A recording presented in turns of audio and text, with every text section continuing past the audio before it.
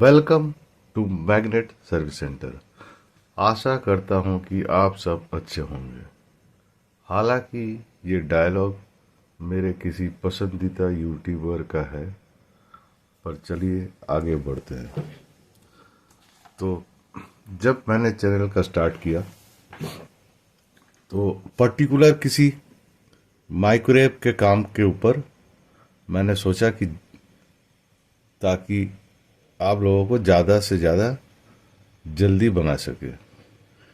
फिर आगे बढ़ते बढ़ते कहानी इस जगह पे पहुंच चुकी है कि कुछ न कुछ अलग तरह का कोई सवाल रहता है तो जिसका जवाब देने में या तो देरी हो जाती है या देना ही मैं भूल जाता हूँ।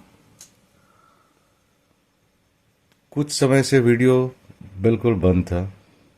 मैं सोच रहा था कि 100वां वीडियो, मेरा 100 नंबर वाला वीडियो किस टॉपिक पर बनाया जाए। तो बहुत सोचने के बाद मैंने ये देखा कि पुराने वीडियो पर भी मेरे कमेंट आ रहे हैं। तो पर्टिकुलर मैंने एक बार कहा था कि रिपेयरिंग का कोई कोर्स नहीं होता, उस हिसाब से देखा जाए तो जो भी अच्छा लगे वो सीखे और काम की तरफ आगे बढ़े। तो यहाँ पर एक जो बहुत पुराना सवाल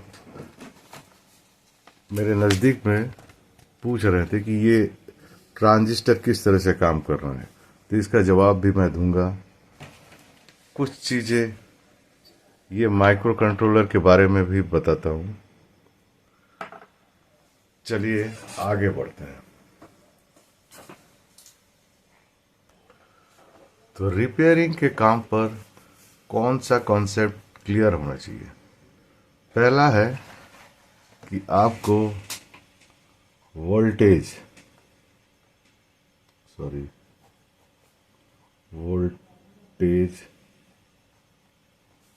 और करंट, इसमें फर्क, वोल्टेज और करंट में फर्क कितने लोग हैं जिसको इस बात पर कंफ्यूज है, कमेंट पे लिखिएगा। क्योंकि मैं इस बार सवाल पूछता जाऊंगा और अपने हिसाब से बताता जाऊंगा। यहाँ पर ऐसा नहीं है कि आप एक वॉशिंग मशीन की पीसीबी सीख लेंगे तो आपका काम बन जाएगा, एक इन्वर्टर का पीसीबी सीखेंगे तो काम बन जाएगा। ऐसा तो फिलहाल काम पहले के, अगर कंपेयर किया जाए पहले के समय के पूरा, तो उसके हिसाब से काम थोड़ा कम है रिपेयरिंग। क्योंकि आजकल जितने ट्रांजिस्टर वगैरह हैं आईसी के अंदर बिल्डअप मिलेंगे, रेजिस्टेंस भी अब आईसी के अंदर ही मिल जाते हैं, तो फॉल्ट थोड़ा कम है। फिर भी अगर बेसिक क्लियर रहेगा तो आपका काम बन जाएगा।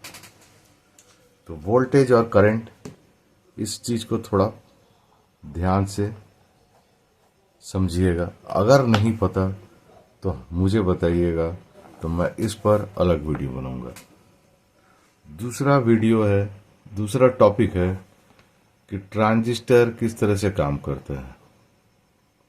ये भी कंफ्यूजन वाला रहेगा तो आपको थोड़ा दिक्कत होगा। अगर देखिए, हम लोग को रिपेयरिंग का काम करना है, कोई इंजीनियरिंग का काम तो नहीं है कि आपको मैथ्स भी बनाना पड़ेगा। इसके हिसाब से जितने भी सवाल होते हैं, मैं जो इंजीनियरिंग का काम करते हैं वो अलग से, हम लोगों को कोई आपको ये ऐसा बायसिंग का काम बना बनाया मिलता है, नए सिरे से थोड़ी ना आपको करना पड़ेगा। यहाँ पे जैसा रेजिस्टेंस है वैसे लगा हुआ है, आप जरूरत के मुताबिक थोड़ा 19-20 कर सकते हैं। फिर चला आया मॉसफेट, कुछ है नहीं, बस उसमें सिंबल शायद सही नहीं है, किसी तरह से मैं बनाया। मॉसफेट कहिए, आईजीबीटी कहिए, ठीक है, थोड़ा अलग है। फिर भी इसका जैसे इमीटर, यहाँ पे बेस, इमीटर, कलेक्टर होता है, इसका गेट, ड्रेन, सोर्स। चलिए, ये हो गया। अब इन सब चीज़ों को फिर रेजिस्टेंस के बारे में थोड़ा जानकारी और कैपेसिटर का, यहाँ पे सबसे बड़ा चक्कर आएगा कैपेसिटर का भी। जब इसको हम बताएंगे तो आपको हम थोड़ा सा देखते हैं। यहाँ पर मैं सवाल पूछूंगा आपको कि आपको कैपेसिटर के बारे में कितना पता है, और लास्ट में फिर देखेंगे कि ये माइक्रो कंट्रोलर का, इसमें माइक्रो कंट्रोलर का मैं 3 एक्सपेरिमेंट आपको बताऊंगा। पहला, ये मैंने अलग से हटा के रखा है कि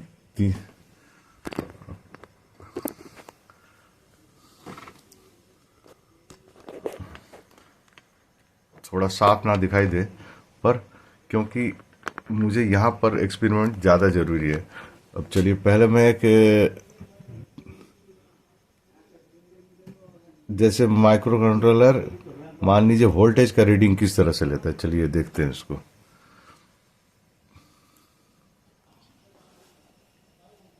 ये आर्डिनो बोर्ड है, इसका ये एक माइक्रो कंट्रोलर है जो आपको, ये ओपन सोर्स प्लेटफॉर्म है, आप कुछ भी बना सकते हैं। इसको अलग से सीखना पड़ता है।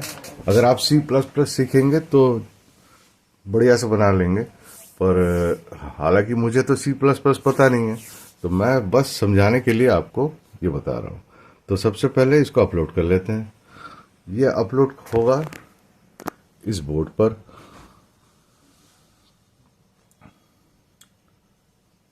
ये एक्सपेरिमेंट है कि किस तरह से माइक्रो प्रोसेसर एनालॉग, मतलब एनालॉग वोल्टेज 0 से 5 को रीड करेगा और उसको डिस्प्ले पर दिखाएगा। अच्छा, यहाँ पर माइक्रो कंट्रोलर का यूज़ किया हुआ है, तो इसमें पर हमने कौन सा पिन सेलेक्ट किया, ये सब एडजस्टमेंट की बात है, ये सब बाद में आपको बताएंगे, या आप कहीं और से देख सकते हैं। A0 पिन पर एनालॉग रीडिंग इनपुट होगा, ठीक है।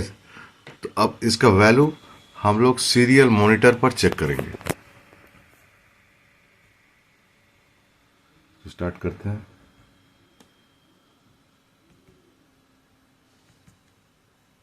सीरियल मॉनिटर चालू हो चुका है, पीछे चल रहा है।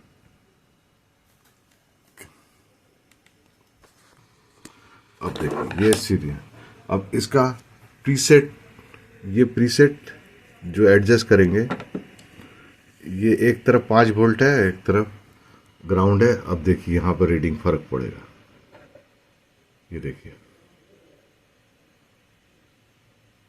बढ़ रहा है। ये 5 वोल्ट तक फुल हो चुका है। अब इसको हटाते हैं, जैसे घुमाएंगे देखिए हर 1 सेकंड पर रीडिंग ले रहा है। तो इससे आप कोई प्रोटेक्शन सर्किट भी बना सकते हैं।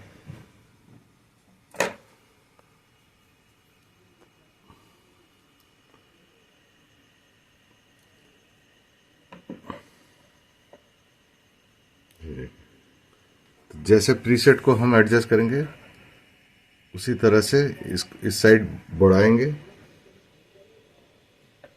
ठीक है। तो एक माइक्रो कंट्रोलर को बहुत सारे काम में आप यूज कर सकते हैं। जैसे PWM सिग्नल निकालना है, तो इस सिग्नल को मैं इस पर निकालूंगा। ये ब्लू वाला LED आप गौर से देखिए। अब इसको सॉफ्टवेयर चेंज करते हैं। पहले इसको मैंने पहले से एक जगह पर स्टोर किया हुआ है, तो इसका PWM सिग्नल, तो अब पिन नंबर 6 से PWM सिग्नल निकलेगा और इसको अपलोड कर लेते हैं।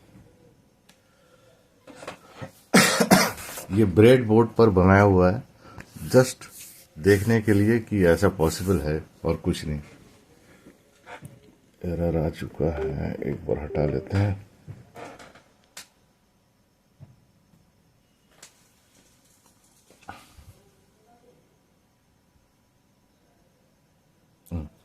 ये सॉफ्टवेयर अपलोड हो गया।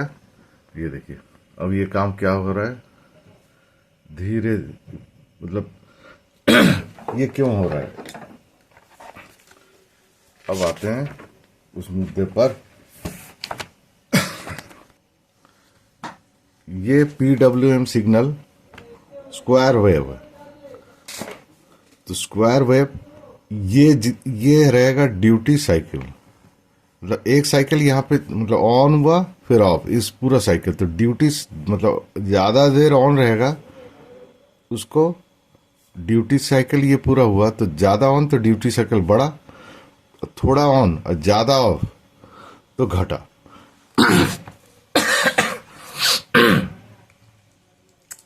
तो ड्यूटी साइकिल को एडजस्ट करके हम लोग इस एलईडी के ब्राइटनेस को घटा रहे हैं और बढ़ा रहे हैं। अब आते हैं उस मुद्दे पर, इस जगह पर बायसिंग का ये समझ में नहीं आया। तो यहां पर 5 वोल्ट एक एमसीयू को दिया हुआ है। एमसीयू के अंदर भी ट्रांजिस्टर बना हुआ रहता है, ठीक है।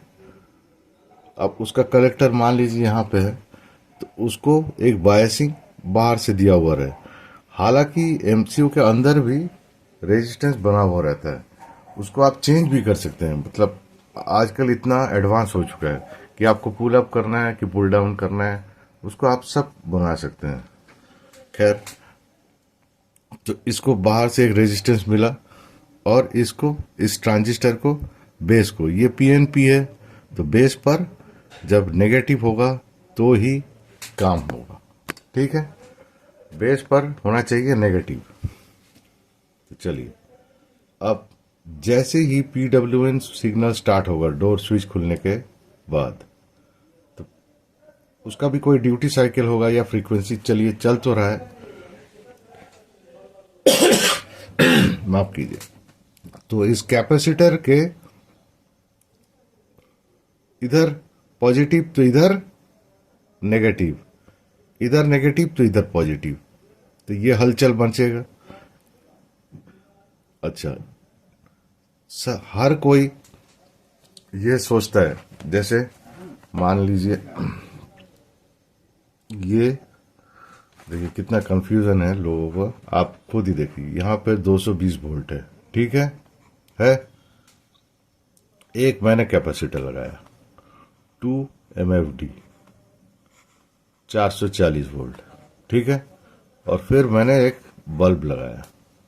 अब आप बताइए बल्ब कैसे जला। तो बल्ब कैसे जला, अगर आप इसको न्यूट्रल मान लीजिए, इसको फेज मानिए, ठीक है। तो बल्ब इस तरह से जला कि जब ये पॉजिटिव बना, ठीक है, तो यहां पर नेगेटिव बना। पर पॉजिटिव और नेगेटिव 2 MFD के अनुसार, मतलब उतना, पर कैपेसिटर के अंदर कोई इलेक्ट्रॉन्स पास नहीं करते हैं। तो 2 MFD से 2 MFD पे यहां से ये बल्ब जला, पर इसका मतलब ये नहीं कि इलेक्ट्रॉन्स इसके अंदर से गुजरे, ठीक है। इलेक्ट्रॉन इधर आए, फिर ये जब नेगेटिव, मतलब नेगेटिव, इतना नेगेटिव कि 0 से अंदर माइनस में चला जाएगा। एक इसको 0, दूसरा या तो पॉजिटिव, और नेगेटिव का मतलब नेगेटिव, मतलब यहाँ पे 220 वोल्ट पॉजिटिव और फिर 220 वोल्ट नेगेटिव, और 0 न्यूट्रल का मतलब 0। तो फिर करंट का डायरेक्शन पलट जाएगा। तो मतलब इस कैपेसिटर से कोई भी इलेक्ट्रॉन्स पास नहीं होते हैं। पर हम लोग कहते हैं कि ये कैपेसिटर से बिजली गुजर गई, ऐसा नहीं है। तो अब क्या है कि आप 2 MFD एक 40 वाट का बल्ब लगाइए तो हल्का सा ग्लो करेगा, ठीक है। अब इसको बढ़ाइए वैल्यू, फिर 10 बढ़ाइए, अब 50 MFD का लगाइए AC का, तो देखिएगा ये लाइट बढ़ता ही जाएगा।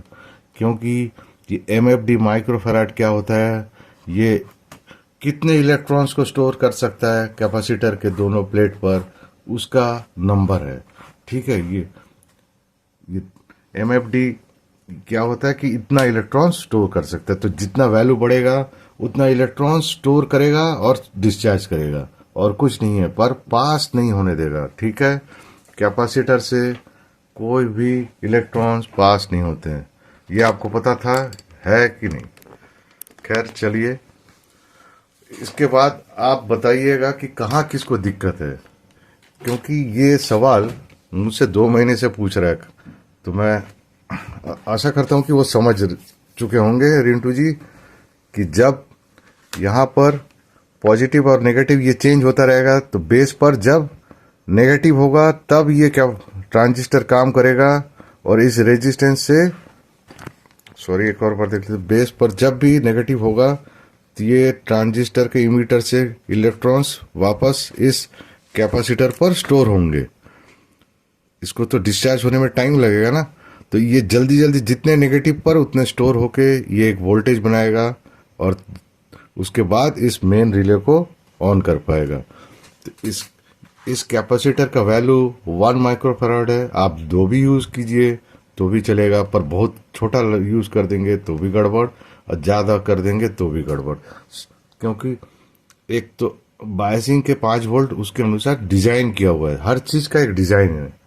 तो आप कुछ भी नहीं लगा सकते हैं। 19-20 हो सकते हैं कि 1 की जगह 2 लगाए तो कोई बात नहीं, पर और ज़्यादा छेड़छाड़ किसी भी सर्किट पर करना नहीं चाहिए, ठीक है। तो इसका काम है इलेक्ट्रॉन्स को पास करना, नहीं इधर से स्टोर करना। मतलब आपस में यहाँ पर पॉजिटिव होगा तो यहाँ तुरंत नेगेटिव होगा। कहाँ से इसका मतलब यहाँ का वोल्टेज ड्रॉप हो जाएगा।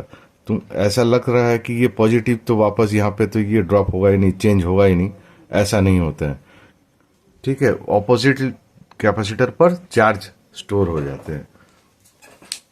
Thank you. देखते हैं कितने को कुछ समझ में आया कि नहीं।